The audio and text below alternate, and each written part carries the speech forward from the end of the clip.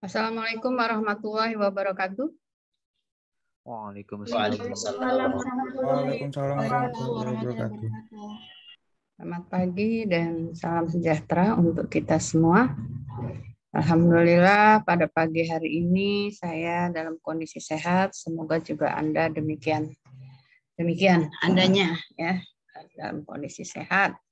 Amin. Sehingga bisa mengikuti perkuliahan ini dengan baik ya. Hari ini kita pertemuan yang kedua ya, Halo, siapa yang belum hadir di kelas, monggo silakan hadir dulu. Kameranya dibuka. Kameranya dibuka dulu, jangan ditutup. Ya.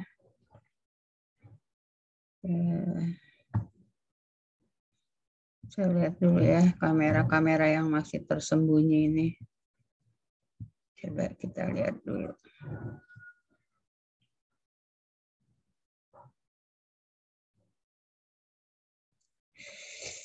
Aduh, saya yang agak kurang sehat, asam lambungnya lagi naik. Ziat. Mana ini tadi? Alhamdulillah sudah hadir.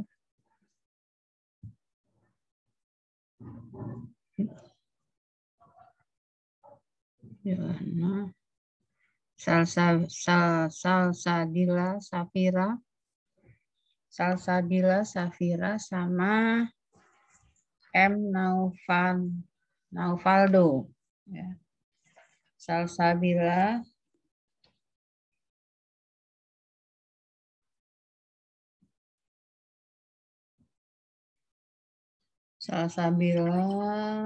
Dila Safira. Mana nih, belum ada nih, belum muncul nih. Joshua Stefanus. Hadir, Bu. Ya.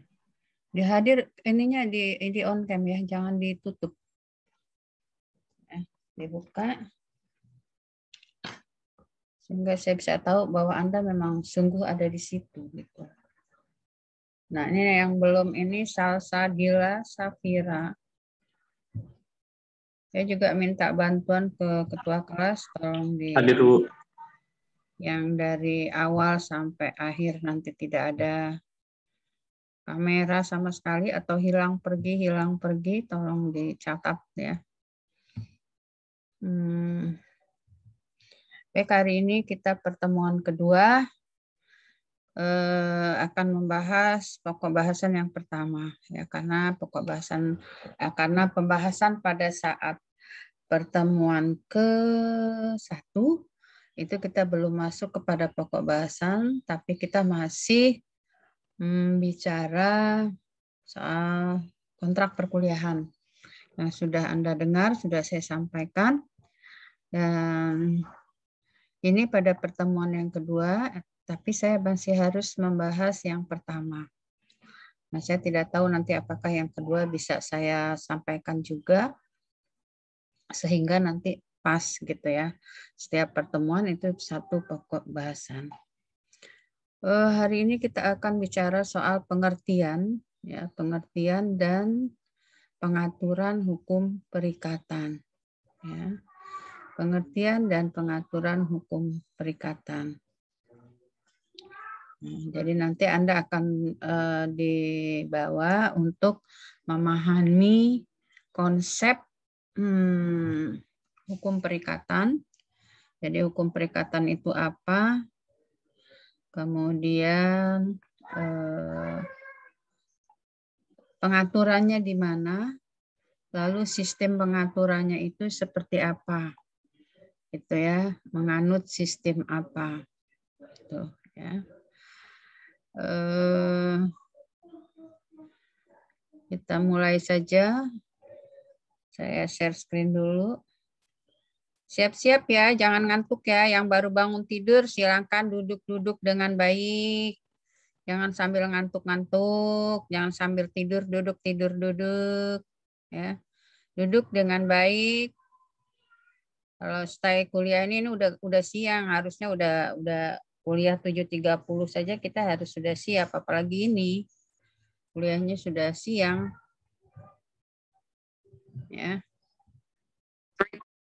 Jadi sudah siang, sudah jam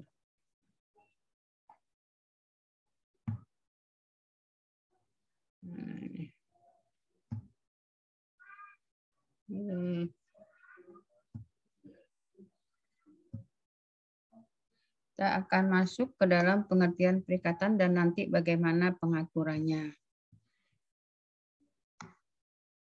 Pindahkan dulu.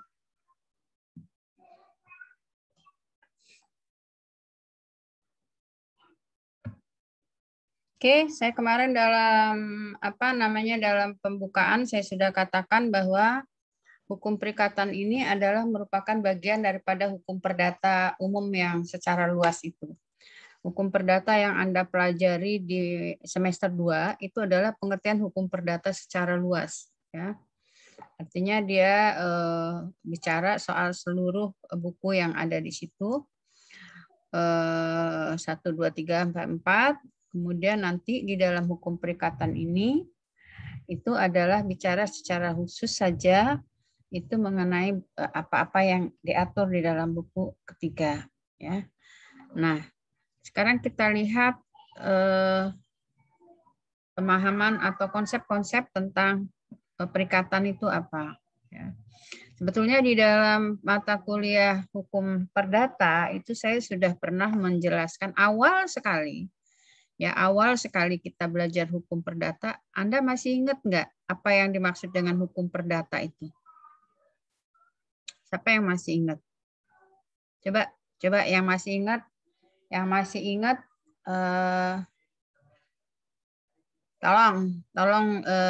tolong disampaikan apa itu hukum perdata. Hukum perdata itu ada 3 aspek yang ada di dalam pengertian hukum perdata. Apa saja? Yang pertama apa? Siapa yang bisa nih?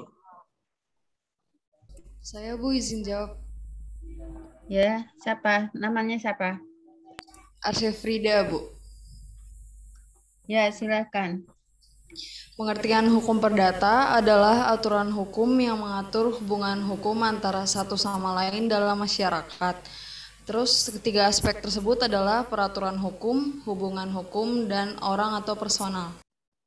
Nah, itu ya, itu jawabannya ya. Makanya ini nanti akan saya bawa ke dalam pengertian hukum perikatan. Kenapa kemarin dikatakan bahwa hukum perikatan ini prasyaratnya hukum perdata? Ya karena memang basically-nya dari hukum perdata. Tadi udah dijelaskan definisi daripada hukum perdata, dan kemudian dari definisi itu kita bisa lihat ada 3 aspek di dalamnya. Ya, 1 ada aspek aturan. Ya, jadi hukum perdata itu adalah aturan. 2 hubungan hukum. Jadi hukum perdata itu mengatur soal hubungan hukum. 3 hubungan hukum antar siapa? Yaitu antar subjek hukum. Nah, subjek hukum itu siapa? Adalah orang. Orang itu siapa? Dalam hukum bisa manusia, bisa badan hukum. Nah, ini konsep dasarnya ya. Konsep dasarnya yang Anda tidak boleh tidak tahu. Saya katakan tidak boleh tidak tahu. Ya, saya wajibkan Anda untuk tahu.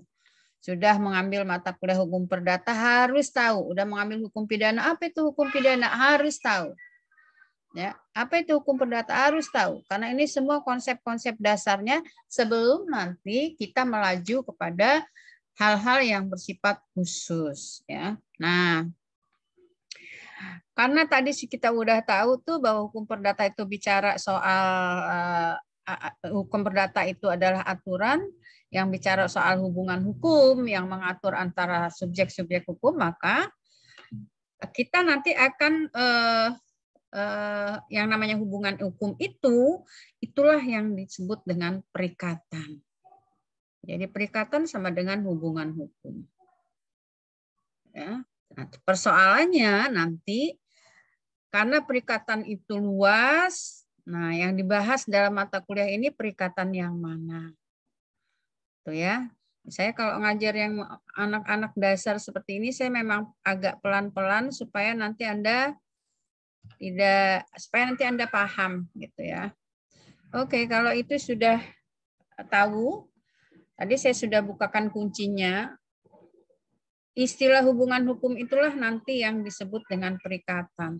Katanya ya, asal katanya. Hubungan hukum adalah perikatan yang dalam bahasa Belanda, ini kenapa kita pakai bahasa Belanda, karena kita tahu, sudah belajar bahwa hukum perdata itu bersumber dari salah satunya atau sejarahnya hukum perdata itu adalah kita masih mengacu kepada hukum perdata Belanda.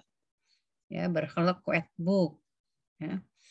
Oleh karena itu istilah perikatan banyak penulis mengatakan dan di dalam bahasa aslinya perikatan bahasa Belandanya adalah verbintenis. Ya. Nah, ini yang harus Anda juga nggak tahu juga. Ya, jadi istilah-istilah yang mendasar tolong dicatat ya. Kalau di dalam catatan Anda boleh Anda kasih garis merah bahasa, nanti istilah dalam arti kata, berasal dari kata apa, artinya apa, lalu nanti konsepnya apa. Nah, itu yang harus dipahami ya. Kalau Ibu sih bilangnya wajib tahu ya, wajib tahu, tidak boleh alasan tidak tahu ya, apa alasannya nggak tahu gitu ya. Dan ini adalah modal dasar bagi Anda untuk menjadi salah satu modal dasar bagi Anda untuk menjadi seorang sarjana hukum, mengerti dasar-dasar dari istilah-istilah yang ada di dalam hukum. Dalam hukum perdata nanti ada beberapa istilah yang akan Anda kenal. Ya, salah satunya nih menginjak kepada hukum perikatan, kita sudah dapat lagi satu istilah. Hukum perikatan adalah atau kata perikatan itu aslinya dari bahasa Belanda yaitu verbintenis. Ya. Kemudian istilah perikatan dalam hukum perdata itu ditemukan pertama kali pada pasal 1233. 1233 hukum KUH Perdata. Ada yang pegang KUH Perdata? Ada yang pegang KUH Perdata? Silakan tolong dibacakan pasal 1233-nya apa? Isinya apa? Tolong dibacakan. Siapa yang pegang buku KUH Perdata? Ini juga sama dengan kita belajar hukum perdata ya. Jadi kitab undang-undang hukum perdatanya tolong ada di samping Anda. Jadi kalau nanti dibutuhkan Anda suruh membaca, itu Anda ada di situ. Oke, siapa yang buku KUH Perdatanya ada di sebelah Anda? Ada Bu, Stephen. Ya, silakan Stephen, dibaca. Pasal 1233, tiap-tiap perikatan dilahirkan baik karena persetujuan, baik karena undang-undang. Apa? Stephen ulangi, tiap-tiap perikatan. Tiap-tiap perikatan dilahirkan baik karena persetujuan, baik karena undang-undang. Baik, itulah bahasa KUH Perdata karena itu terjemahan. Ya, saya juga tidak yakin kalau Anda disuruh membaca lantas langsung paham. Oleh karena itu, dengan kalimat yang tadi sudah dibaca Stephen, bisa kita pahami ketentuan pasal 1233 itu bicara soal sumber perikatan. Ya, bicara soal sumber perikatannya. Bicara soal sumber perikatan. Ya, jadi adanya satu orang dengan orang lain itu terhubung, terjadi hubungan hukum atau terjadi perikatan itu karena apa? Nah, itu ada di dalam pasal 1233. Jadi tidak mungkin tidak ada sebab apa-apa lalu Anda terikat dengan orang lain. Ya, pasti ada penyebabnya. Nah, penyebabnya itu kalau ada hubungan hukum antara kita dengan orang lain, antara satu subjek hukum dengan subjek hukum lain, maka bisa jadi penyebabnya itu karena memang diatur oleh undang-undang. Ya. Yang kedua bisa jadi diatur karena perjanjian. Memang membuat perjanjian atau memang diatur karena undang-undang. Tanpa berjanji seorang ibu dengan anak-anaknya itu pasti ada hubungan hukum. Undang-undang mengatur soal hukum waris. Undang-undang perkawinan mengatur soal hak dan kewajiban orang tua dan anak. Nah, itu contoh-contoh atau salah dua contoh dari hubungan hukum yang terlahir karena undang-undang. Selebihnya, perikatan itu bisa lahir karena memang mereka membuat perjanjian, gitu. Memang mereka membuat perjanjian, di antara subjek hukum itu membuat perjanjian. Perjanjiannya apa, Bu? Kan udah dibilang nanti, perjanjian itu bebas, boleh apa saja, yang penting tidak bertentangan dengan undang-undang, tidak bertentangan dengan ketertiban umum, maupun tidak bertentangan dengan kesusilaan. Nah, kalau ada undang-undang yang mengatur, bisa jadi kita akan terhubung dengan subjek hukum lain. Apalagi kalau adanya perjanjian, jelas dan pasti itu nanti akan menimbulkan atau berakibat terjadinya perikatan antara satu orang dengan orang lain. Ya, jadi kalau kita sudah melakukan perjanjian, pasti kita terikat. Terikatnya dalam bentuk apa? Dalam bentuk hak dan kewajiban. Ya, kalau kita sudah melakukan perjanjian, pasti antara kita dengan orang lain ada prestasi yang harus dipenuhi. Ya, si A, si B berjanji. Lalu nanti timbul kewajiban si A terhadap si B apa, haknya si A terhadap si B apa. Demikian juga si B punya kewajiban apa dan punya hak apa. Kalau perjanjiannya timbal balik. Ya, hubungan hukumnya akan berdampak timbal balik. Tapi ada juga perjanjian yang sepihak, misalnya perjanjian hibah. Kalau hibah itu yang satu pengen ngasih, yang lain ya nerima aja, nggak mesti harus berbuat apa-apa. Kalau dia harus berbuat apa-apa, nanti jatuhnya bukan hibah, tapi perjanjian kerja. Lu ngepel rumah gua dulu, nanti gua kasih mobil, misalnya gua kasih sepeda, itu namanya perjanjian kerja, upahnya sepeda. Ya kalau hibah mah, itu saya ada sepeda 5 misalnya. Kalau kamu mau nanti bisa diambil 1, saya hibahkan 1 untuk kamu, itu hibah. Bagi penerima itu tidak ada kontraprestasi, namanya dikasih, ya gitu. Oke, kembali ke sini ya, ke pasal 1233 yang tadi dibacakan Stephen. Itu coba Stephen ulangi pelan-pelan biar temannya mendengar, pelan tegas kalau membaca pasal. Pasal 1233 KUH Perdata. Ayo. Pasal 1233, tiap-tiap perikatan dilahirkan tiap-tiap perikatan, dengar ya, tiap-tiap perikatan artinya semua perikatan. Ya, setiap perikatan bahasa Indonesianya. Terus dilahirkan baik karena persetujuan. Oke, 1. Tiap perikatan bisa lahir karena karena perjanjian. Persetujuan itu perjanjian ya, karena ada satu aspek di dalam perjanjian itu adalah kesepakatan. Yang kedua, baik karena undang-undang. Jadi setiap perikatan itu bisa dilahirkan karena ada persetujuan atau perjanjian atau karena undang-undang. Paham ya? Jadi istilah perikatan pertama kali kita temukan di pasal ini. Padahal pasal ini belum membicarakan konsep perikatan itu apa. Ya, dia membicarakan soal sumber dari perikatan atau penyebab terjadinya perikatan. Ya, penyebab terjadinya perikatan yang pertama karena perjanjian, yang kedua karena undang-undang. Ya, tadi sudah dijelaskan yang karena perjanjian yang seperti apa, yang karena undang-undang yang seperti apa, dan nanti akan ada di dalam slide-slide berikutnya. Ya.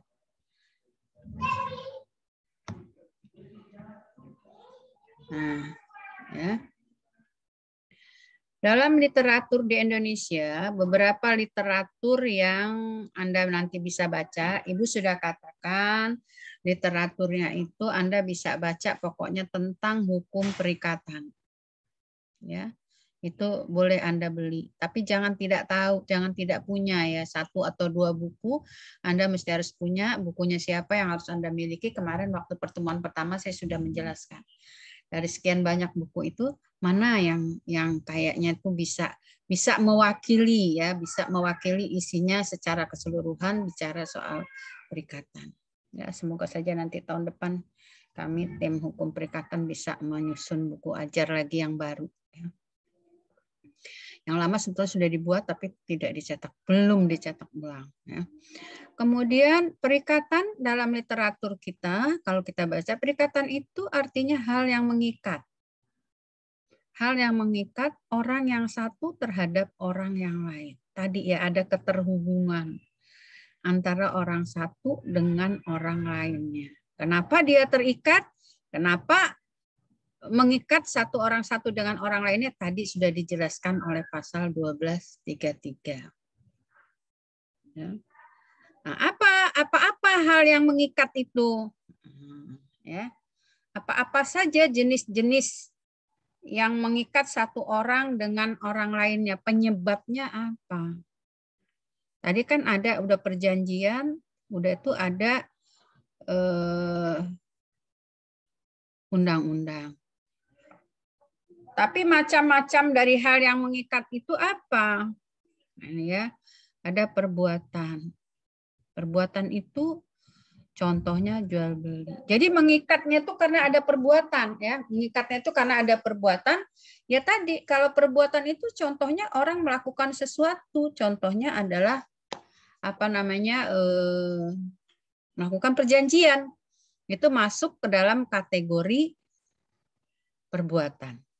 Jadi kalau tadi penyebabnya karena perjanjian. Perjanjian itu terdiri dari apa lagi? Oh, ada perbuatan. Ya.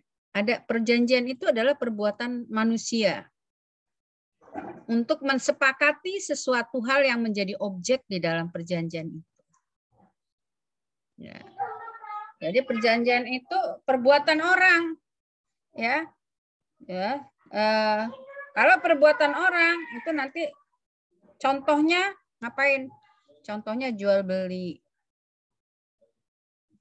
Contoh daripada perbuatan perjanjian itu adalah melakukan jual beli. Contoh lain lagi perbuatan untuk melakukan pekerjaan, pemborongan misalnya. Ya. Lalu bisa jadi karena peristiwa. Ya, bisa terjadi karena peristiwa bayi lahir. Kalau bayi lahir nanti akan berdampak pada status anak terhadap orang tuanya dan kewajiban orang tua terhadap anaknya. Apa? Jadi nggak bisa kalau kita punya anak terus langsung kita nggak mau melakukan kewajiban-kewajiban kita, itu diatur ya. Perikatan antara orang tua dengan anak itu munculnya karena undang-undang.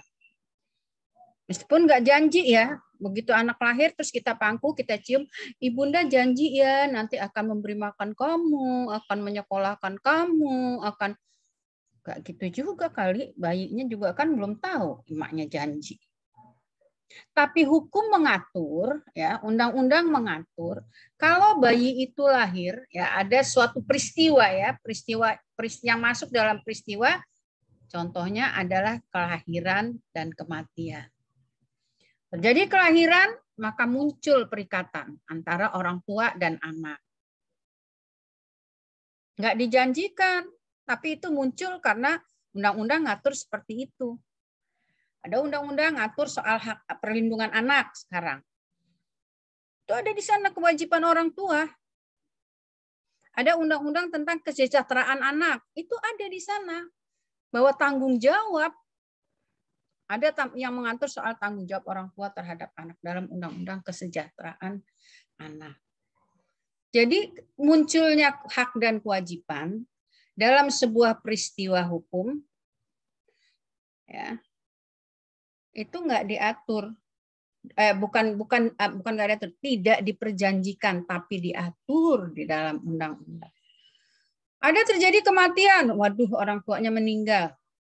Kalau terjadi kematian, nggak janji dulu yang mati. Nanti kalau Ada nanti yang disebabkan karena perjanjian, masuknya adalah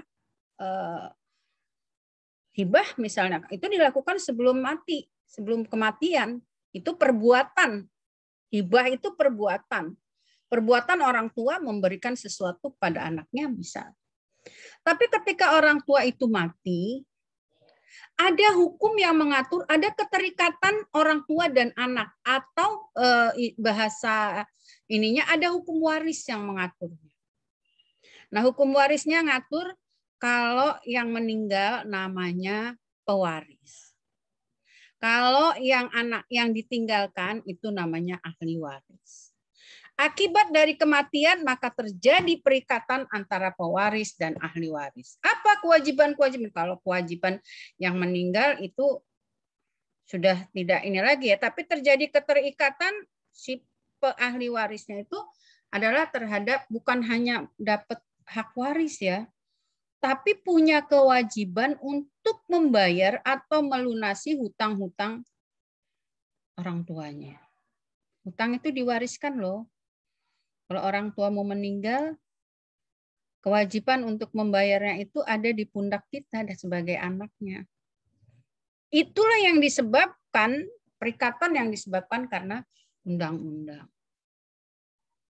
Ya. Jadi suatu peristiwa kematian, terjadilah perikatan yang penyebabnya adalah undang-undang. Ada suatu keadaan, contohnya letak pekarangan yang berdekatan rumah atau rumah susun. Ya, rumah susun itu nggak boleh nutup akses orang yang tinggal di atasnya. Itu undang-undang yang ngaturnya. Ya, letak pekarangan. Ya, letak pekarangan tuh maksudnya gini loh. Kalau misalnya kemarin di perdata entah saya udah menjelaskan apa dulu. Kalau kita tinggal membelakangi rumah tetangga, pekarangan rumah tetangga ada di belakang rumah kita, dia nggak bisa keluar kalau tanpa lewat rumah kita, ya, lewat akses lewat jalan yang melewati rumah kita. Maka kita tidak diperkenankan untuk menutup jalan dan atau dengan kata lain kita punya kewajiban untuk memberikan akses kepada tetangga belakang untuk bisa melewati rumah kita menuju keluar rumah. Lah kalau kita tutup gimana? Itu tidak diperjanjikan. Tapi membuat para pihak terikat, yang satu punya hak, yang satu punya kewajiban. Ya, kalau itu tidak dilakukan, maka Anda bisa digugat berdasarkan pengaturan. Ya, rumah susun seperti itu juga, ada undang-undang rumah susun. Kita tidak boleh misalnya menutup jalan untuk orang tidak bisa ke atas, lah bagaimana orang memang dia dapatnya di atas. Gitu. Anda kebetulan dapat di bawah misalnya. Nah, inilah yang hal-hal yang mengikat pada kenyataannya dapat berupa perbuatan, peristiwa, dan keadaan. Perbuatan itu terkait dengan jual beli. Contohnya jual beli barang. Peristiwa contohnya bisa terjadi karena kelahiran bayi atau karena kematian, peristiwa hukum. Makanya kematian atau kelahiran bayi itu disebut dengan peristiwa hukum. Kenapa? Karena mempunyai akibat hukum. Kalau bayi lahir, akibat hukumnya orang tua punya tanggung jawab terhadap bayi yang dilahirkan itu. Maka banyak yang takut untuk melakukan tanggung jawab itu, akhirnya bayinya dibuang. Itu namanya orang tua yang tidak bertanggung jawab. Ya. Atau karena keadaan tadi. Sebenarnya tidak diinginkan dia punya rumah di belakang. Dia inginnya menutup akses semua supaya rumah dia juga aman. Tapi undang-undangnya ngatur. Kita terikat dengan tetangga di belakang itu karena suatu keadaan. Gitu.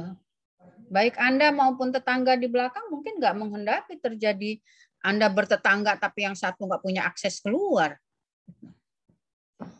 Nah, tapi Anda menjadi terikat karena tadi ada peraturan yang mengaturnya. Ya. Oke, sampai sini bisa dipahami? Bisa dipahami atau tidak?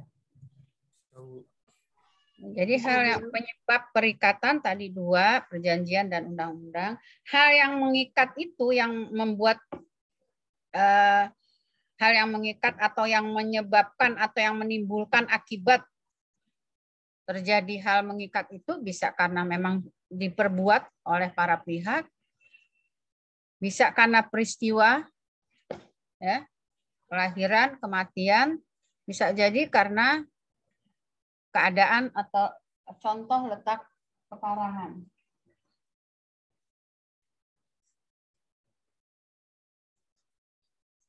Ada yang mau bertanya? Sampai sini dulu, karena ini konsep dasar ya, supaya nanti Anda nggak bingung. Tidak? Saya lanjutkan dulu. Tidak ada yang bertanya. Iya, sampailah kita pada apa yang tadi Ibu bilang. Karena hal yang mengikat itu selalu ada di dalam kenyataan. Selalu ada di dalam kenyataan kan? Perbuatan perjanjian itu selalu ada dalam kenyataan. Kelahiran dan kematian itu selalu ada dalam kenyataan. Ya. Keadaan itu selalu ada dalam kenyataan. Nah, oleh karena itu, pembentuk undang-undang atau oleh masyarakat diakui dan diberi akibat hukum. Maka saya katakan tadi, kalau dia berupa peristiwa kelahiran, peristiwa kematian, itu orang hukum bilang itu peristiwa hukum. Ya. Kalau ditanya apa peristiwa hukum? Peristiwa yang menimbulkan akibat hukum. Kalau tidak menimbulkan hak dan kewajiban, tidak menimbulkan akibat hukum, maka peristiwa itu peristiwa biasa aja. Contoh, siapa yang bisa kasih contoh? Peristiwa biasa aja, bukan peristiwa hukum. Nanti kalau Anda udah jadi pengacara, jadi lawyer, disajikan dengan kasus, Anda harus bisa mempreteli, ini peristiwa hukum bukan, ini peristiwa hukum bukan. Kalau yang bukan peristiwa hukum, jangan dijadikan dasar gugatan. Gitu. Oke, siapa yang bisa kasih contoh? Ada sebuah peristiwa, tapi tidak menimbulkan adanya kewajiban bagi para pihak. Apa? Ada yang bisa kasih contoh? Enggak timbul kewajiban atau tidak berakibat hukum terhadap yang mengalami peristiwa itu. Izin menjawab, Bu. Ya. Siapa sebutkan ya? Karena ini direkam ya. Jadi kalau ini sebutkan namanya, biar nanti Ibu bisa menginventarisasi siapa yang aktif di dalam komunikasi di ruang kelas. Oke. Sebelumnya perkenalkan Bu, nama saya Anissa Reswari. Izin menjawab contoh peristiwa biasa itu ketika kita bermain. Namun ketika kita bermain, misalnya bermain bola dan bola yang kita tendang itu memecahkan kaca tetangga kita, itu baru akan menimbulkan akibat hukum dan peristiwa bermain tadi menjadi peristiwa hukum, bukan lagi peristiwa biasa. Itu satu contoh. Bisa dibenarkan, peristiwa bermain kalau cuma main taplak, main bola, main kasti, itu peristiwa biasa. Ya, Anda mau mukul, Anda mau lari, itu tidak berdampak apa-apa. Tapi ketika bola kastinya ngenain kaca orang lain, itu Anda kan nggak mau ya, nggak mau sebetulnya si bola ini mecahin kaca orang lain. Tapi dalam perdata, perbuatan tidak sengaja itu masuk di dalam kesalahan. Ya. Oleh karena itu, terjadilah peristiwa pemecahan kaca oleh bola yang tadi sedang dia pakai bermain, itu menjadi peristiwa hukum. Kenapa? Karena timbul kewajiban bagi si anak untuk mengganti. Kalau ini anak, nanti yang merealisasikannya orang tua. Orang di bawah umur kan belum dikatakan cakap. Nah, setiap orang yang tidak dikatakan cakap itu kan nanti perwaliannya yang diminta pertanggungjawabannya. Supir numbur orang atau merusak, menggesret mobil orang. Yang diminta pertanggungjawabannya bosnya. Ini di bawah kendali majikan. Anak main Misalnya. Seperti tadi yang dicontohkan. Loh, anak kecil mana bisa ganti, Bu? Mana punya uang? Di dalam hukum nanti yang bertanggung jawab adalah orang tuanya. Seperti itu. Nah, ini bisa jadi contoh. Sebuah peristiwa tetapi masuk ke dalam peristiwa hukum yang sebelumnya tidak terkategori ke dalam peristiwa hukum. Contoh lain, Anda jemput pacar Anda, terus Anda pergi ke bioskop.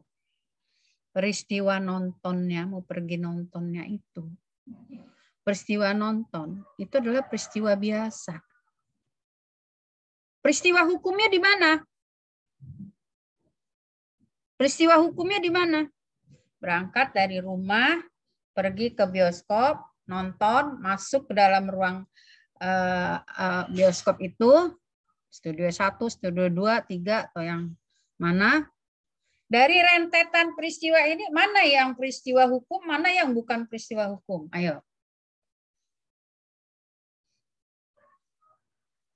Yuk, siapa yang bisa menjelaskan? Daripada saya anukan ini ya, tapi Anda sudah bisa membayangkan, ini ada rentetan peristiwa nih, rentetan kejadian nih, peristiwa ya. Peristiwa Anda jemput dari rumah kos, jemput pacar Anda, yuk kita udah janjian dulu nih lewat chatting WA. Kita nonton yuk gitu. Ya oke, jemput aja, jemput dari kamu dari kosan kamu dia ke kosan cewek. Berangkatlah kamu sampai ke MBK. Kamu ngapain supaya bisa masuk ke dalam studio 1, studio 2? Apa bisa masuk begitu saja? Bisa nggak dari rumah nyampe MBK udah itu masuk aja ke studio 1 langsung masuk karena kamu mau nonton sebuah film yang judulnya kamu pilih. Bisa nggak itu? Nggak bisa, Bu. Nggak bisa. Apa syaratnya kamu bisa masuk ke sana? Membeli tiket, Bu. Membeli. Ya, peristiwa membeli tiket inilah yang disebut dengan peristiwa apa? Peristiwa hukum. Karena apa? Kok membeli tiket disebut peristiwa hukum? Kenapa? Termasuk dalam perikatan, Bu. Iya. Karena apa? Kok termasuk ke dalam perikatan? Perbuatan jual beli, Bu. Perbuatan, Bu. Perbuatan jual beli, Bu. Jual beli barang. Sebuah peristiwa, ingat ya satu kali lagi, Ibu ulangi dengan pelan-pelan. Sebuah peristiwa hukum, bentar ada yang telepon apa lagi nih.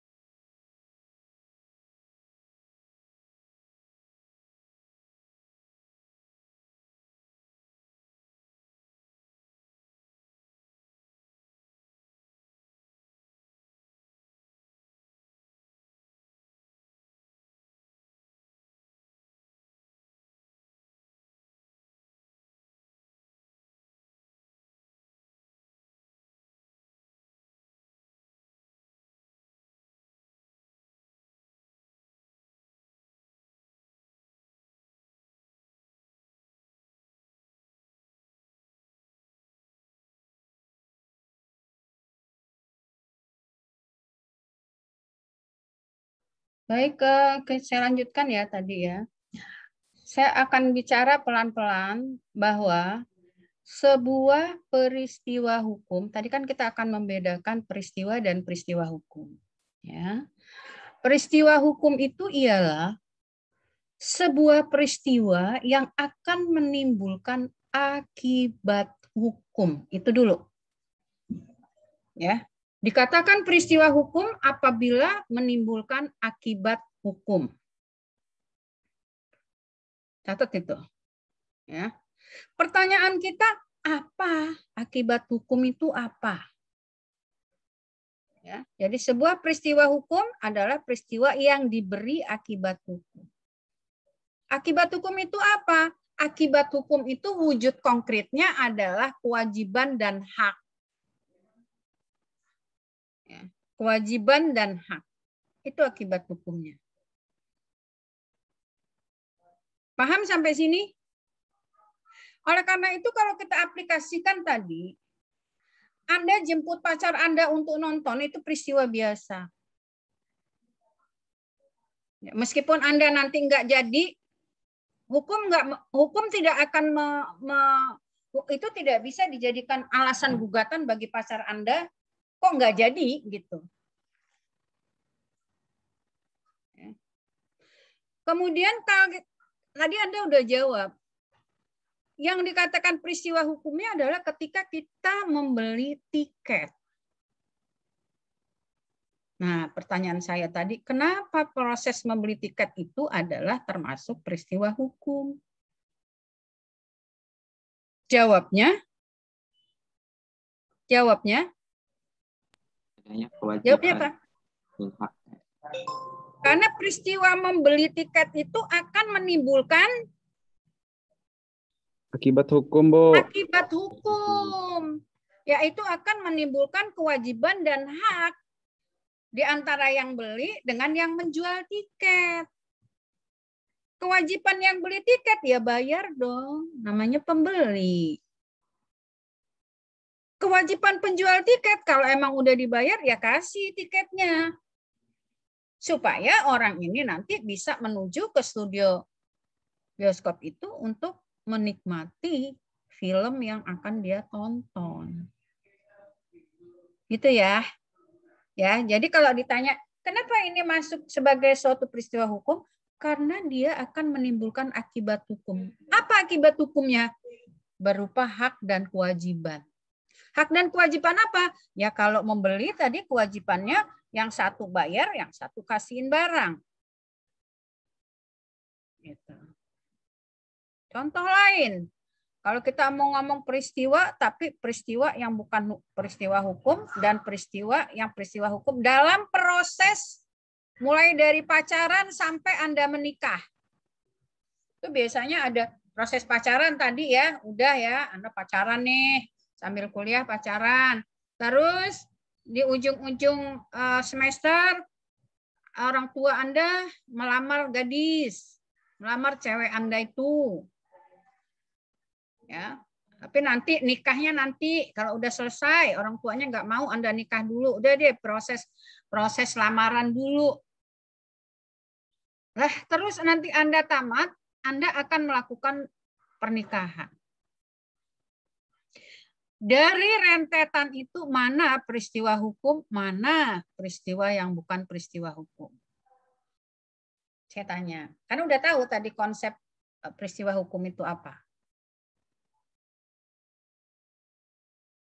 Apa? Mana tadi? Mulai dari pacaran, lamaran, menikah. Mana yang peristiwa hukum, mana yang bukan?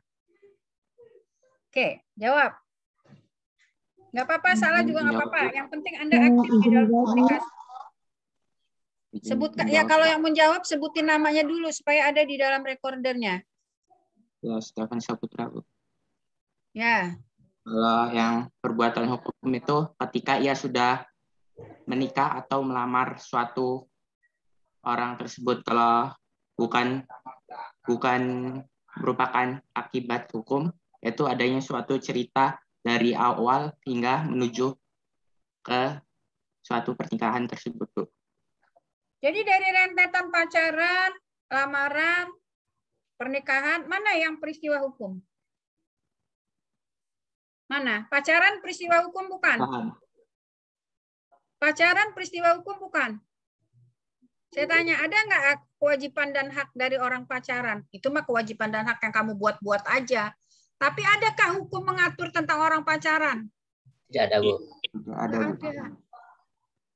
Nggak ada. Nggak ada kewajiban lu mesti apel malam minggu. Nggak ada di dalam undang-undangnya. Tidak ada. Terus pacarnya ngambek ketika nggak datang malam minggu, mau marah-marah. Silakan aja lu marah. Gua anak hukum, nggak mungkin lu bisa gugat gua karena gua nggak datang ke rumahmu, misalnya. Itu kan bisa saja. Artinya orang pacaran nih bukan peristiwa, pacaran itu bukan peristiwa hukum. Kalau nanti Anda jadi lawyer, terjadi kasus antara Anda dan pacar Anda, peristiwa pacaran ini cuma penunjuk, ya, penunjuk kasus. Yang kedua, pacaran bukan, tadi yang pertama pacaran itu bukan peristiwa hukum. Karena apa? Karena nggak ada hukum yang mengatur bahwa orang pacaran itu punya akibat hukum yang harus dilakukan. Itu tidak ada. Dua, proses lamaran. Peristiwa hukum atau bukan? Bukan. Kenapa bukan? Kenapa bukan? Ya karena nggak ada akibat hukum orang lamaran. Yang saya bilang akibat hukum ya, bukan akibat moral ya. Yang saya bilang ini adalah akibat hukum. Artinya ada undang-undang yang ngaturnya itu nggak ada. Nggak ada kalau orang sudah melamar itu punya kewajiban harus menikahi. No, tidak ada. Hati-hati perempuan kalau sudah dilamar jangan menganggap itu sudah dinikahi ya, gitu. Karena kalau laki-lakinya berbuat macam-macam, Anda nggak bisa berbuat apa-apa. Semacam aja Anda nggak bisa. Apalagi mau macam-macam kayak laki-lakinya. Karena apa? Karena peristiwa lamaran itu belum termasuk peristiwa hukum. Tidak berdampak secara hukum. Ya, tidak berdampak secara hukum. Pernikahan, peristiwa hukum nggak? Ya, Bu. Peristiwa hukum, Bu. Peristiwa hukum. Karena apa? Karena ada undang-undang perkawinan yang nanti akan mengatur akibat dari suatu perkawinan itu Anda akan terikat dalam sebuah ikatan lahir dan batin. Ada kewajiban suami, ada kewajiban istri. Kalau itu tidak dilakukan, yang satu terhadap lainnya bisa mengajukan gugatan. Peristiwa hukum. Nah, oleh karena itu nanti kalau Anda dihadapkan kepada suatu persoalan, Anda harus meneliti mana yang peristiwa biasa, mana yang peristiwa hukum. Ya. Kalau peristiwa hukum itu diakui atau diberi akibat hukum. Akibat hukum itu hanya bisa dilihat di dalam suatu peraturan. Kalau sanksi moral, bukan itu yang dimaksud. Anda sudah diramal, terus Anda, maaf, berhubungan suami istri karena sudah pede banget bakalan dinikahin. Begitu Anda hamil, cowoknya kabur, kawin sama orang lain. Apa yang bisa Anda perbuat? Nggak bisa. Itu ya. Nah, itu perbedaan antara mana peristiwa hukum, mana bukan peristiwa hukum. Ini masih tadi contohnya dalam hukum orang ya, hukum orang, hukum keluarga. Padahal kita dalam hukum perikatan itu nanti secara sempitnya kita akan bicara perikatan atau hubungan hukum, tapi khusus di dalam bidang harta kekayaan. Yang objeknya adalah bisa dinilai dengan uang. Tapi nggak apa-apa, memberikan gambaran awal sih seperti itu. Nanti baru kita bicara soal perikatan secara sempitnya. Ya. Nah, karena perikatan itu memiliki akibat hukum, maka istilah perikatan atau hal yang mengikat disebut dengan hubungan hukum. Legal relation. Jadi tadi perbintenis, bahasa Belandanya, bahasa Indonesianya perikatan atau dalam kurung hubungan hukum. Perikatan adalah hubungan hukum. Maka kalau ditanya mana peristiwa perikatan, mana peristiwa hukum? Ya, yang peristiwa yang ada hubungan hukumnya, yang menimbulkan akibat hukum. Apa itu akibat hukum? Ya akibat-akibat yang diatur oleh hukum, bukan akibat-akibat yang diatur oleh lain-lain dari hukum. Dan hukum yang dimaksud di sini adalah hukum tertulis. Ya. Sampai di sini bisa dipahami? Verbintenis atau perikatan itu asal katanya. Pengertiannya perikatan itu adalah hubungan orang satu dengan orang lainnya. Ya, karena bicara soal hubungan orang satu dan lainnya secara hukum, maka perikatan juga disebut dengan istilah hubungan hukum. Dalam bahasa Inggris disebut legal relation. Semoga ini bisa mengantarkan kepada Anda nyosi perikatan itu. Opo, jane opo iki perikatan ini. Sampai di sini bisa dipahami? Oke, kalau saya menjelaskan, saya bertanya, Anda juga berhak untuk bertanya. Oke, saya teruskan. Kalau tidak ada yang ditanyakan, saya teruskan. Nanti. Saya teruskan. Ini ya.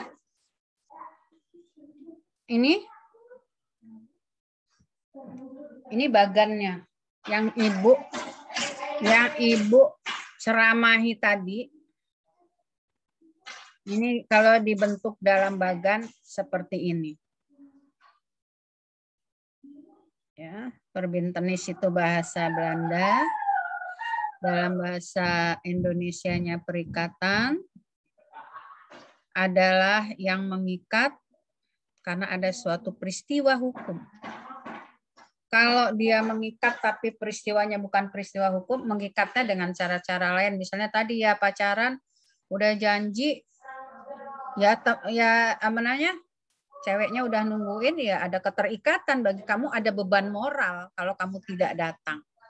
Tapi bukan persoalan hukum yang diatur. Gitu. Ya.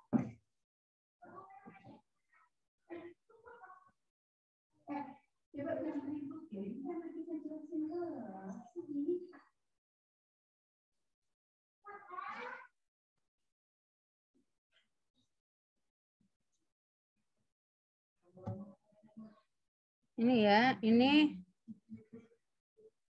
tadi ya, ini udah Ibu jelasin ini tadi. Verbintenis bahasa Belanda, bahasa Indonesianya perikatan adalah artinya hal yang mengikat karena adanya suatu peristiwa hukum. Peristiwa hukum itu, hal yang mengikat itu, ya, hal yang mengikat itu bisa berupa perbuatan,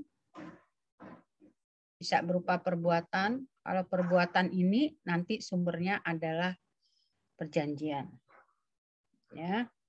Jadi ya, kembali ke pasal 23, kalau kita pretelin ini yang bersumber dari perjanjian terjadinya. Ada karena kelahiran dan mati. Ya. Ini terjadinya atau disebabkannya undang-undang. Terjadi hal yang mengikat ini, kalau yang ini karena undang-undang. Kalau yang ini karena perjanjian. Kalau yang ini karena undang-undang. Tadi ada 1233 kan mengatur 2. Ya, mengatur 2. Nah, kalau kita lihat hal yang mengikat ini, maka kalau perbuatan, misalnya perbuatan jual beli ini, semua yang dilakukan karena perbuatan itu adalah sebab karena perjanjian. Nah, perbuatan itu nanti ada yang menurut hukum, ada yang tidak menurut hukum. Ya. Kalau yang menurut hukum itu disebut dengan perjanjian. Kalau yang tidak menurut hukum, contohnya, ya, tadi yang bertentangan dengan hukum, contohnya tadi nendang bola kena kaca tetangga. Itu perbuatan juga. Tapi bukan perbuatan yang menurut hukum, tapi bahkan perbuatan yang melanggar hukum. Tapi dia tetap terkategori ke dalam sebuah perbuatan. Tapi perbuatan yang menurut hukum masuk ya ke dalam perjanjian, perbuatan melanggar hukum itu bukan karena hal diperjanjikan. Dia nggak mau itu terikat, tapi hukumnya mengatur. Jadi artinya sumber perikatan daripada perbuatan melawan hukum sumbernya adalah karena undang-undang. Ya, dia nendang bola atau kamu lewat di depan rumah tetangga, terus nabrak pot bunga yang sekarang lagi tren, bunganya bagus-bagus. Anda padahal nggak sengaja, tapi ketidaksengajaan dalam secara perdata itu, kelalaian di dalam perdata itu termasuk ke dalam kesalahan. Ya, akibat perbuatan melawan hukum ini tadi, Anda secara undang-undang terikat, membuat Anda terikat untuk melakukan kewajiban mengganti kerugian. Ya. Ini, kemudian hal yang meningkat itu disebut dengan hubungan hukum. Ini karena keadaan tadi, ini karena undang-undang. Jadi kalau kita pretelin, ini mana yang karena undang-undang, mana yang karena perjanjian. Yang perbuatan, kalau yang perbuatan menurut hukum itu sumbernya perjanjian. Kalau perbuatan yang karena melawan hukum itu sumber terjadinya karena undang-undang. Anda sebetulnya nggak janji mau nabrak pohon, saya lewat rumah Anda, saya tabrak ya, sepakat ya nanti saya ganti kerugian, kan bukan begitu. Tapi kita tidak sengaja. Ketidaksengajaan itu termasuk perbuatan melawan hukum karena itu dianggap kesalahan. Dan itu nanti membuat Anda menjadi terikat juga untuk terhadap orang yang Anda langgar haknya tadi. Ya, jadi perbuatannya nanti dibagi dua. Perbuatan menurut hukum, perbuatan yang tidak menurut hukum, atau perbuatan yang melanggar hukum. Jadi kalau yang menurut hukum itu perjanjian adalah sumbernya perjanjian tadi, tapi kalau yang melawan hukum, perikatannya terjadi karena undang-undang. Ya. Yang ini terjadi karena undang-undang, yang ini terjadi karena undang-undang. Sudah bisa dipahami gambar bagan ini? Coba dilihatin dulu, paham nggak? Kalau nggak paham, tanya di mana nggak pahamnya. Nah, karena ini yang dasar-dasar ya. Kalau yang dasar-dasar itu jangan sampai dilewatkan begitu saja. Saya tuh nggak tega aja kalau nggak paham betul yang dasar-dasarnya, takut nanti kesananya dia tambah bingung lagi gitu. Ya, inilah gunanya pencerahan ya. Jadi kalau Zoom itu sebetulnya tugas dosen memfasilitasi, mencerahkan bagaimana hasil Anda membaca, yang membantu. Udah dijelasin gini, nanti Anda baca lagi bukunya, biar Anda lebih pinter daripada saya. Kalau ibu guru itu kan lebih suka kalau anaknya lebih pinter daripada gurunya. Jangan gurunya nilainya punya ininya sewadahnya segini, Anda wadahnya lebih kecil, jangan. Kalau bisa Anda wadahnya nanti lebih besar ilmunya. Oke, bisa dipahami bagian ini? Ya, bisa dipahami? Bisa nggak dipahami? Bisa, Halo, dijawab bisa atau tidak dipahami? Ibu, saya mau nanya. Ya, siapa yang mau nanya itu tadi? Saya Mita Nurfadilah, Bu. Ya. Saya mau nanya terkait akibat hukum. Apakah akibat hukum dari suatu perbuatan hukum itu hanya mengacu atau berdasar kepada suatu aturan atau undang-undang saja, Bu? Kan tadi Ibu udah bilang. Kalau yang berdasarkan perbuatan diklasifikasikan menjadi dua. Ada perbuatan yang menurut hukum, patuh kepada hukum. Itu sumber perikatannya perjanjian. Tapi ada perbuatan yang terjadi, mungkin karena secara tidak sengaja, atau karena sengaja, tapi itu terkategori ke dalam perbuatan melawan hukum, maka itu menimbulkan perikatan yang disebabkan karena undang-undang. Tidak ada orang melakukan perbuatan melawan hukum itu diperjanjikan. Paham? Tadi contoh jelasnya tadi udah dicontohin sama temennya tuh. Main bola, itunya ditendang, kena kaca orang. Kan nggak janji Anda dengan orang yang tetangga itu. Ibu janji ya, nanti aku mau main bola. Tapi aku nanti mau tendang bolanya sampai kena kaca rumah ibu. Nah, nanti kalau kaca rumah ibu pecah, nanti saya janji akan mengganti. Kan nggak dijanjikan, perbuatan tidak sengaja seperti itu. Pasti kalau dijanjikan sejak awal, yang punya rumah nggak boleh Anda main di sekitaran situ. Itu Nur Fadilah. Nur Fadilah. Halo Iya, Bu. Nur Fadilah. Bisa dipahami? Ya. Nah, Ya, bisa, Bu. jadi yang perbuatan itu, kalau perbuatannya menurut hukum, itulah yang bersumber dari keterikatannya bersumber dari perjanjian. Tapi ada perbuatan-perbuatan yang melawan hukum, itu nanti keterikatannya, hal yang mengikatnya itu penyebabnya adalah karena undang-undang. Oke, saya lanjut ya. Kalau nggak ada yang tanya lagi, saya lanjut. Dalam KUH Perdata ternyata tidak ditemukan pasal yang memuat pengertian perikatan. Jadi ya.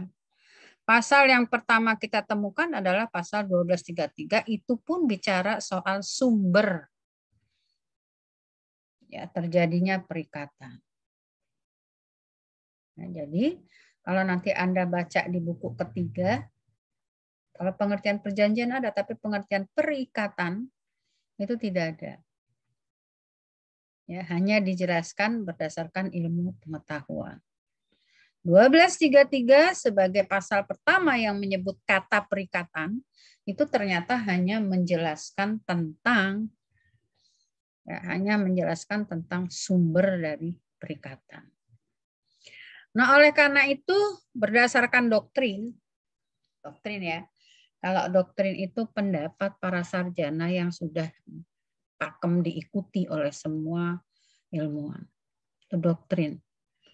Jadi sumber hukum kita itu selain peraturan perundangan, bisa juga adat kebiasaan, bisa juga doktrin. Doktrin itu omongan para sarjana yang biasanya didasarkan kepada sebuah hasil penelitian. Nah, karena di dalam KUH Perdatanya tidak diatur soal perikatan, maka sumber hukum yang kedua kita lihat doktrin. Ya. Kita lihat doktrin. Pengertian daripada perikatan itu menurut doktrin, menurut pendapat para sarjana. Ini bukan satu sarjana ya, banyak sarjana. Nanti Anda baca buku-buku perikatan. Menurut doktrin bahwa di dalam perikatan itu ada yang namanya hubungan hukum. Ya, karena tadi aku juga udah jelasin, perikatan itu pengertiannya atau istilah persamaan katanya itu hubungan hukum. Kalau arti katanya itu tadi verbittenis. Ya. Hubungan hukum. Perikatan itu hubungan hukum. Bicara soal perikatan berarti kita bicara soal hubungan hukum. Gitu ya. Bicara soal perikatan berarti kita bicara soal hubungan hukum. Hubungan hukum antara siapa dengan siapa? Yaitu bicara soal hubungan hukum yang terjadi antara satu orang dengan orang lainnya. Kalau kita bicara soal orang, pengertian dalam perdata orang itu, maka disebutnya orang, bukan manusia. Hubungan hukum itu terjadi antara orang yang satu dengan orang yang lainnya. Nah, Anda harus ingat, orang satu dengan orang lainnya. Kata orang, ya, kata orang. Orang itu dalam perdatanya disebut orang, itu adalah kita, manusia nih, kumpulan manusia tuh orang. Orang itu subjek hukum, ya. Bisa manusia pribadi kayak kita, bisa juga badan hukum. Ya, bisa badan hukum. Itu orang. Ya, disebut sebagai subjek hukum. Maka dikatakan apa sih subjek hukum? Subjek hukum ialah orang. Bisa terdiri dari bisa manusia, bisa juga badan hukum. Subjek hukum. Jadi kalau kita bicara perikatan, kata doktrin, kita bicara soal hubungan hukum yang terjadi antara satu orang dengan orang lainnya. Artinya apa? Artinya nanti dalam perikatan bisa saja pihaknya itu orang manusia kayak kita, bisa juga pihaknya itu badan hukum, misalnya PT. Ya, bisa juga. Yang bertindak itu bukan manusia kayak kita, tapi dia badan hukum. Dalam hal ini kita ambil contoh misalnya PT atau BUMN. Ya. Yang terjadi karena hubungan hukumnya itu terjadi karena ada perbuatan, udah aku jelasin tadi, karena ada kejadian atau peristiwa, atau dia akan terjadi karena sebuah keadaan. Ya, bisa terjadi karena perbuatan, misalnya perjanjian atau perbuatan melawan hukum, bisa terjadi karena kejadian atau peristiwa, misalnya perkawinan atau kematian, bisa terjadi karena keadaan, tadi contohnya. Antara lain. Itulah berdasarkan doktrin apa sebetulnya yang dimaksud dengan perikatan. Lalu ini bisa dijadikan acuan nggak Bu untuk memahami sebuah perikatan? Bisa, justru ini. Karena di dalam KUH Perdatanya enggak ada konsep atau definisi tentang perikatan, maka kita menggunakan pengertian atau konsep yang diajukan atau konsep yang ada di dalam doktrin. Itu. Ya. Jadi kalau kita bicara soal perikatan, unsurnya adalah hubungan hukum. Kalau kita bicara soal perdata, unsurnya adalah peraturan tentang hubungan hukum antar subjek. Perikatan, karena perikatan itu pengertian hubungan hukum, maka unsurnya adalah dalam sebuah perikatan pasti ada hubungan hukum. Karena perikatan itu padanannya adalah hubungan hukum. Ya. Unsurnya hubungan hukum yang terjadi antara antar orang satu dengan orang lain. Dipahami tadi, pengertian orang itu bisa manusia terhadap manusia lainnya, atau manusia terhadap badan hukum, atau badan hukum dengan badan hukum. Maka tidak disebut hubungan antara manusia, enggak disebut seperti itu, karena subjek hukum itu terdiri dari manusia dan badan hukum. Gitu ya. Kenapa mereka menjadi terikat? Memang kenapa? Gitu. Penyebabnya bisa karena mereka berbuat, baik itu perbuatan menurut hukum maupun yang melawan hukum, bisa karena suatu peristiwa, bisa karena keadaan. Itu. Ya. Oke, bisa dipahami dari sini konsep perikatan berdasarkan doktrin. Kalau sumber perikatan tadi 1233, tapi ini konsep perikatan atau pengertian perikatan dalam arti luas. Ini dalam arti luas ya. Kalau bicara soal hubungan yang disebabkan karena perbuatan, tadi mungkin ada perbuatan ada peristiwa, kalau disebabkan peristiwa, mungkin ada peristiwa perkawinan. Itu dalam arti luas terjadi ikatan. Nanti kita akan bicara soal yang dalam arti sempitnya yang seperti apa. Ya, itu pengertian perikatan dalam arti luas berdasarkan doktrin yang ada di literatur-literatur kita. Nanti baca ya, buku literaturnya dibaca. Apa saja pasti ngomongnya seperti ini sama. Jangan khawatir ngomongnya nggak sama, pasti sama bahasan. Tinggal gaya bahasa mereka menulis saja. Kemudian sebetulnya tapi sudah nggak ada lagi, itu sudah nggak bisa dicari lagi. Ya, bukunya kembali lagi ke bukunya Prof. Kadir itu kalau untuk pemula membacanya enak banget. Gitu. Tapi itu sudah zaman saya kuliahan dulu itu mah bukunya kayaknya udah nggak ada juga. Perikatan dalam arti sempit. Nah inilah nanti yang akan kita bahas. Nah, kita nggak bicara soal perikatan dalam perkawinan, kita nggak bicara soal perikatan dalam kematian, itu nanti urusan hukum waris. Ya, perikatan dalam perkawinan urusan hukum keluarga. Ada dosennya sendiri. Perikatan yang dibahas di sini adalah perikatan yang dalam arti sempit. Apa itu perikatan dalam arti sempit? Yaitu hubungan hukum yang terjadi antara kreditur dan debitur. Ya. Bidangnya bidang harta kekayaan. Kenapa disebut bidang harta kekayaan? Karena yang menjadi objek dari perikatan itu selalu bisa dinilai dengan uang.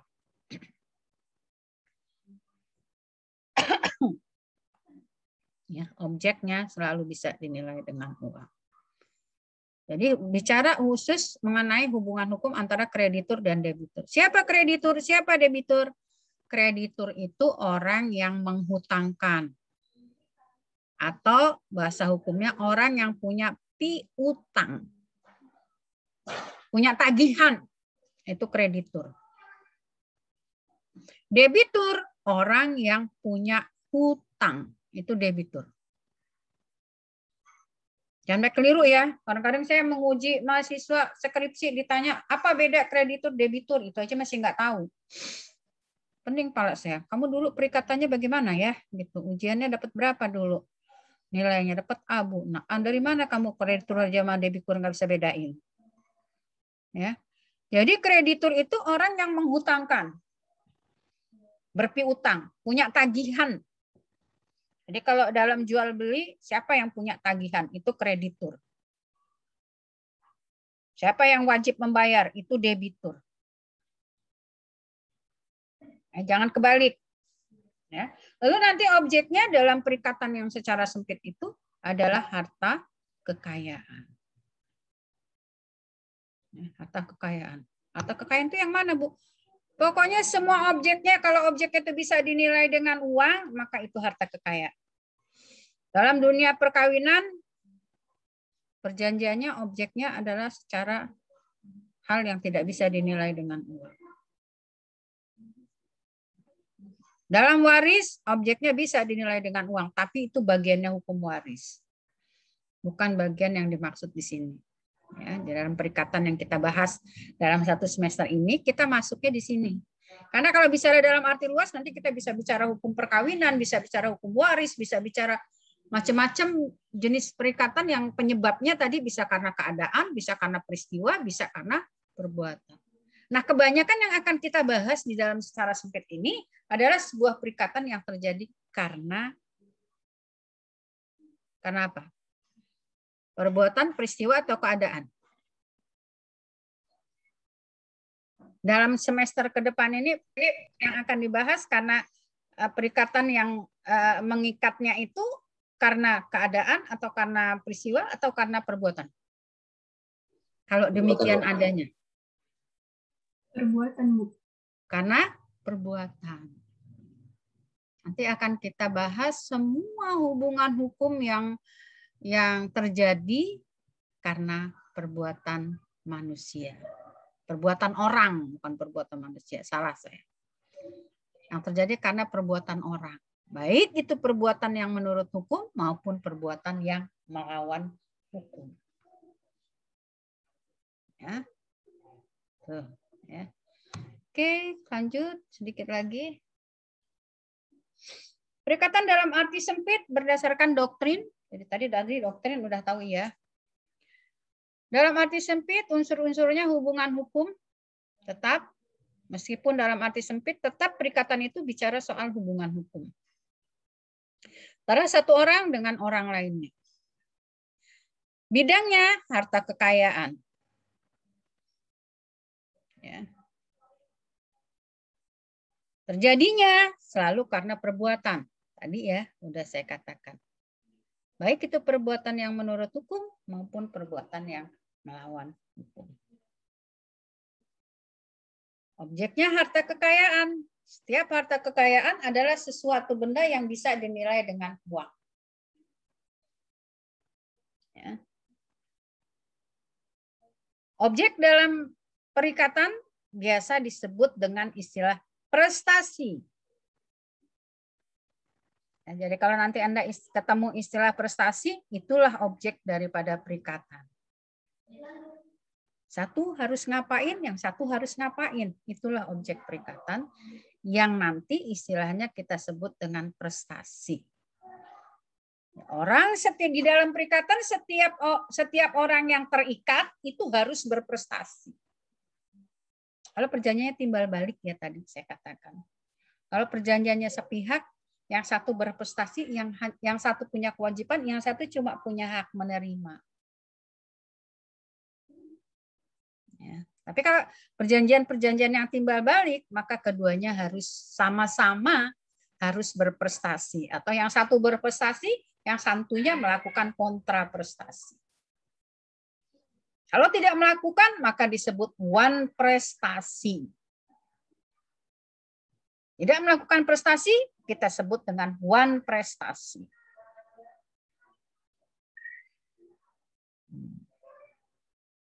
Karena dia dalam arti sempit, maka kita langsung menyebut subjek hukumnya atau pelakunya di dalam perikatan sempit itu disebut kreditur dan debitur.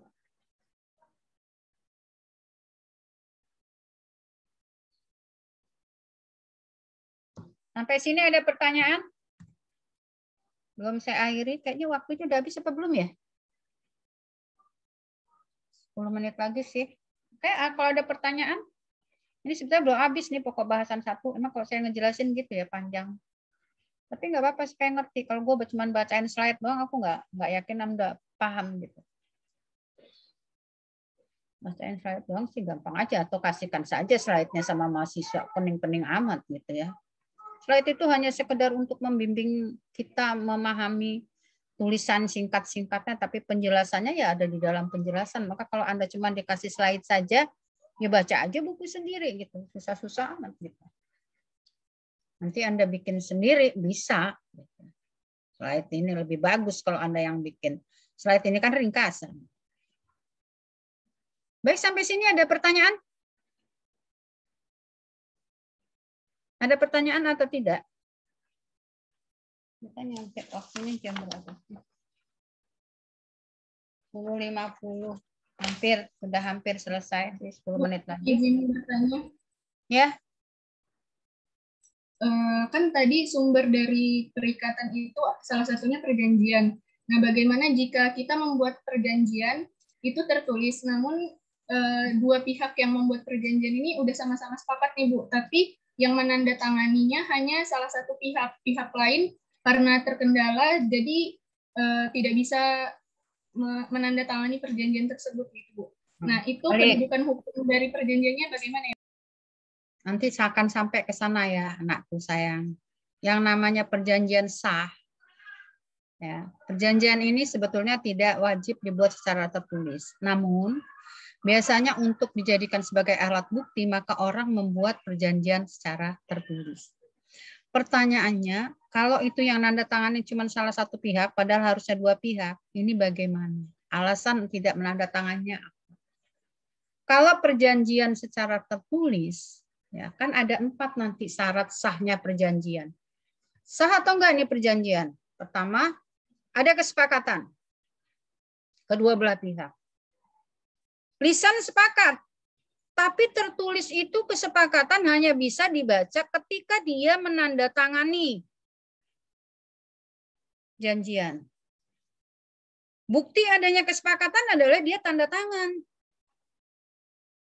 Kalau dia nggak tanda tangan, nggak bisa membuktikan adanya kesepakatan. Artinya apa? Artinya perjanjian ini nanti dapat dibatalkan karena tidak memenuhi syarat sahnya perjanjian. Syarat sahnya perjanjian itu ada 4, kesepakatan, kecakapan, nanti orangnya yang membuat ini cakap atau tidak. Ingat dasar perdata, cakap itu seperti apa.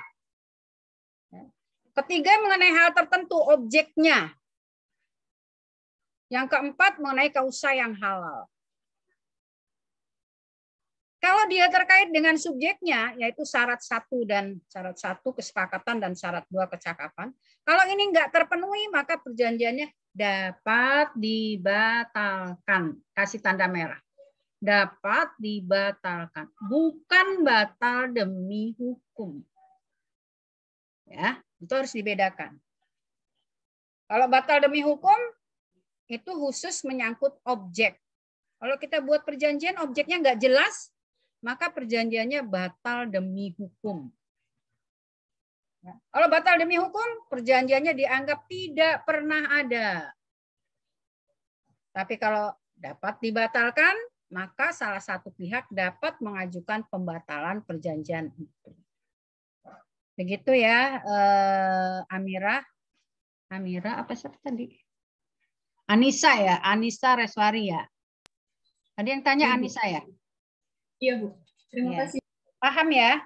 Ya, jadi kalau dia perjanjiannya tertulis, ini bagaimana Bu? Status perjanjiannya? Ya sah atau tidak sah? Kalau mau bilang perjanjian itu tidak sah, ya lihat pasal sah atau tidak sah, lihat pasal 1320 KUH Perdata.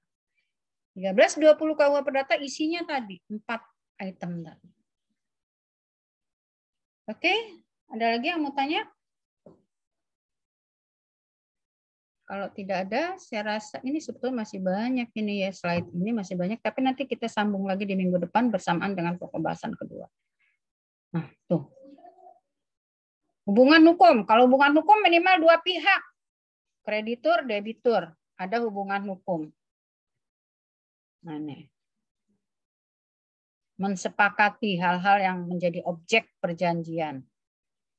Ini gambar juga. Ini sekedar gambar yang tadi Ibu udah jelasin. Ya. Kreditur adalah orang yang punya hak untuk menagih prestasi. Debitur adalah orang yang punya kewajiban untuk memenuhi prestasi ini. Ini gambarnya seperti ini. Terjadilah hubungan hukum dalam sebuah perjanjian. Yang satu disebut kreditur, orang yang punya tagihan. Yang satu disebut debitur, orang yang punya kewajiban untuk membayar tagihan-tagihan. Oke, sampai sini dulu ya. Sampai sini dulu. Nanti selebihnya akan saya sambung di minggu depan. Mudah-mudahan apa yang saya sampaikan hari ini bisa dipahami oleh Anda dan disimpan di dalam kepala. Nanti Anda membaca, disambungkan antara apa yang saya jelaskan dengan apa yang ada di dalam buku, sehingga Anda bisa lebih memahami apa yang dimaksud dengan konsep perikatan. Saya rasa itu, saya mau nanya, Fiklas kita absensinya bermasalah nggak? Izin masuk Bu. Di Fiklas itu ada beberapa orang yang bermasalah Fiklasnya Bu. Emang tadi itu agak error ya, tapi saya tidak bicara orang per orang ya. Kalau tadi itu errornya Fiklasnya memang nggak bisa dibuka. Tapi kalau ada yang bisa, ada yang enggak, nah ini yang saya nggak tahu. Yang nggak bisa berapa orang? Itu mah dianya mungkin yang bermasalah, bukan dari Unilanya. Ini lebih banyak yang bermasalah atau lebih banyak yang enggak, Stephen? Di list grup ada 8 orang yang bermasalah Fiklasnya. Tapi ada orangnya? Orangnya ada enggak sekarang? Siapa yang Fiklasnya bermasalah? Siapa? Ada Bu. Saya Bu. Saya Bu. Siapa aja sebutkan? Sebutkan namanya siapa? Sebutkan. Listina. Yolanda Septiani, Bu. Yolanda. Ya, Bu. Terus? Ardi. Bu. Ardi Ruban Wahab, Bu. Yolanda. Terus apa lagi tadi? Ardi Ruban Wahab, Bu. Rido. Mas Agus Muhammad Rafli, Bu.